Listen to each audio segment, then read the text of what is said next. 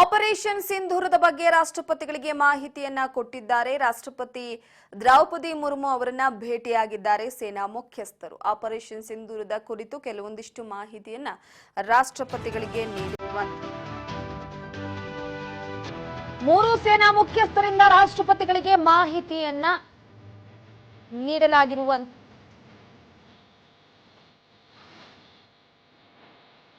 Operation ಸಿಂಧೂರದ success ಬಗ್ಗೆ ಸೇನಾ ಮಾಹಿತಿಯನ್ನ ಕೊಡಲಾಗಿದೆ.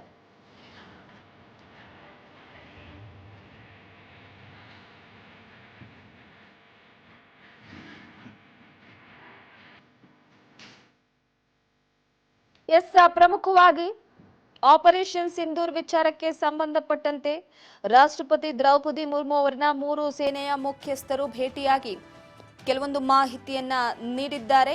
ಯಾಕಂದ್ರೆ ಸಿಂಧೂರ ಕಾರ್ಯಾಚರಣೆ ಬಹಳ ಯಶಸ್ವಿಯಾಗಿ ನಡೆಯಿತು. ಭಾರತೀಯರಿಗೆ ಕೊಟ್ಟಂತ ಮಾತನ್ನ ಸೇನೆ ಉಳಿಸಿಕೊಂಡಿದೆ. ಸೊ ಹಾಗಾಗಿ ಇದ್ರ ಬಗ್ಗೆ ಮಾಹಿತಿಯನ್ನ ರವಾನೆ ಮಾಡಿರುವಂತದ್ದು ಭೂಸೇನೆ, ವಾಯುಸೇನೆ, ಸೊ ಅದರ ಜೊತೆಗೆ ಇನ್ನೊಂದು ನೌಕಾ. ಸೊ ಹಾಗಾಗಿ ಈ ವಿಚಾರಕ್ಕೆ ಸಂಬಂಧಪಟ್ಟಂತೆ ರಾಷ್ಟ್ರಪತಿಗಳಿಗೆ ಮಾಹಿತಿಯನ್ನ ಕೊಡಬೇಕಾಗತ್ತೆ.